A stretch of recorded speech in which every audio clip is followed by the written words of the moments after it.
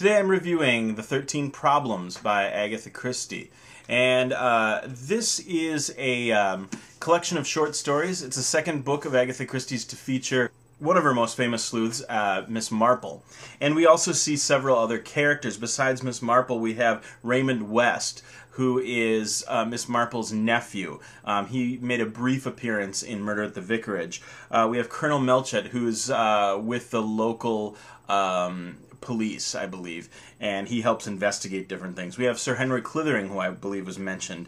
And then we also are introduced to a couple of new characters. We have Joyce Lempriere, who is a friend of Raymond West's, and she's an artist, very attracted to atmospheric type stories, very temperamental in the way that your stereotypical artist would be. And then we get introduced to Colonel and Dolly Bantry, who are neighbors of Miss Marple's. And the Bantrys are very interesting characters, and they're going to be significant in the fact that in two subsequent Miss Marple novels, their actual estate becomes the location of two different murders. As I said, the 13 Problems is a collection of 13 stories. Of course, Agatha Christie, knowing her, the number 13 is probably an intentional number because it's a bad luck number. I believe in other editions this collection of stories was called 13 for Luck. In the United States it was known as the Tuesday Club Murders because of the structure of the novel, or of the short story collection. The first 6 stories take place at Miss Marple's house, and each story is a mystery. And she's there with her nephew Raymond, and Raymond proposes that they all tell a mystery to which they know the solution, and the rest of the group all try and figure it out. And so we have Raymond, we have Joyce the artist, we have Miss Marple, we have a lawyer, we have Sir Henry, who's a retired detective, and we have a minister. And so they all get to sit around and tell these stories, and they all bring in different viewpoints. And Joyce thinks they should call this the Tuesday Club because they meet every Tuesday, and each person in turn propounds a mystery.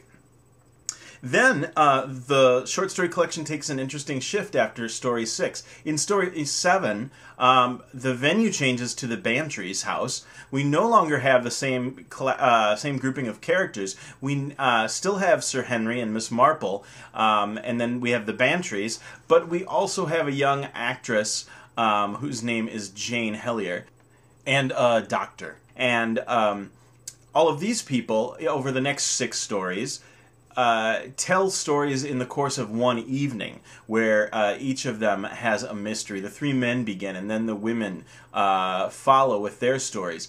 The last story, the 13th story, the unlucky story, is an actual murder mystery that takes place in St. Mary Mead. So we have this progression from Miss Marple's house to the Bantry's estate to the greater village. So it's really widening the circle each time, and we move from past and theoretical mysteries onto something real. And in that last one, Miss Marple and Sir Henry actually work to solve this crime that's happened. Now, these short stories really, what they remind me of, as far as if they have any kind of a literary relation, I would compare them most closely to Chaucer's Canterbury Tales, in which you've got a number of pilgrims all heading to a shrine, and they're telling stories, they're trading stories, and each person's profession plays a role in how they approach both the telling of stories and the figuring out of the mysteries. If you remember in Chaucer's story, we get people of different social classes, of different professions, all telling different types of stories. And the same thing happens here. And as you might be able to guess, none of them are ever able to solve the mysteries. Only Miss Marple solves the mysteries. They all propound their theories. They all have very good theories, but Miss Marple's the one who's always right. Now, Miss Marple, we get to see a little bit more of her approach and her way of solving mysteries. With Miss Marple, it's always going to be looking at village parallels. She's reminded of a story that happened in her village. Miss Marple's theory is that people fall into types, and they're pretty much consistent in their behavior.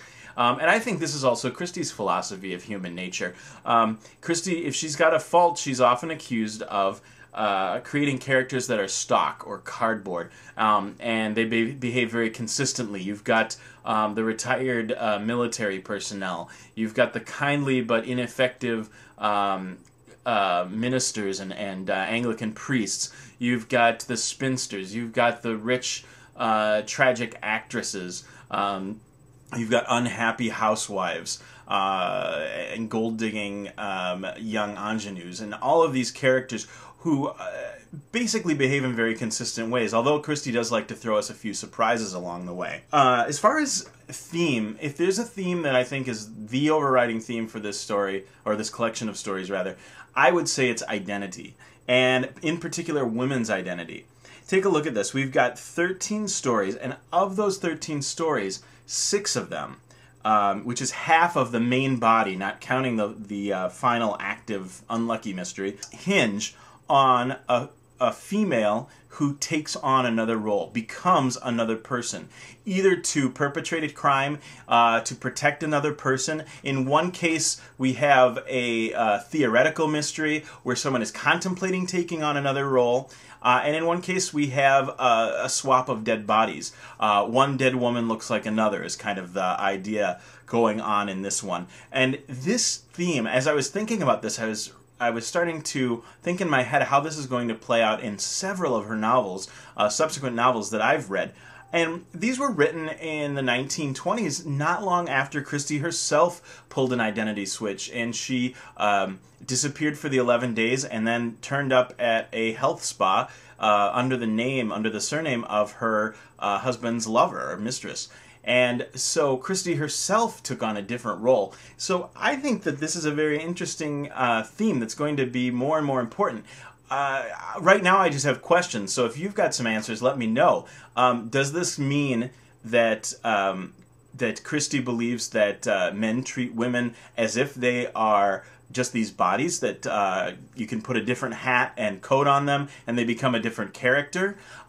Is she talking about how through women's cleverness that they can take on different roles, that they act different parts? Or does she feel that women are disenfranchised, that they don't feel a part of things, and therefore because they don't have this grounding, it's very easy for them to take on another role? As we'll see in subsequent mysteries, there are characters who live for years as another person in some of her stories.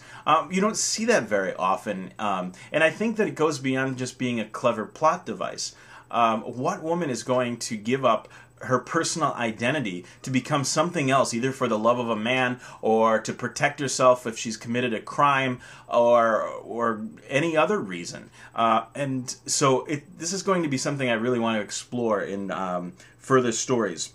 I think that this is a very strong collection of short stories. I love her short story collections that have a through line, like Partners in Crime, or like the Mysterious Mr. Quinn stories. This is another top-notch one. I give it 5 out of 5. Next up, The Hound of Death by Agatha Christie, short story collection. We'll talk to you later.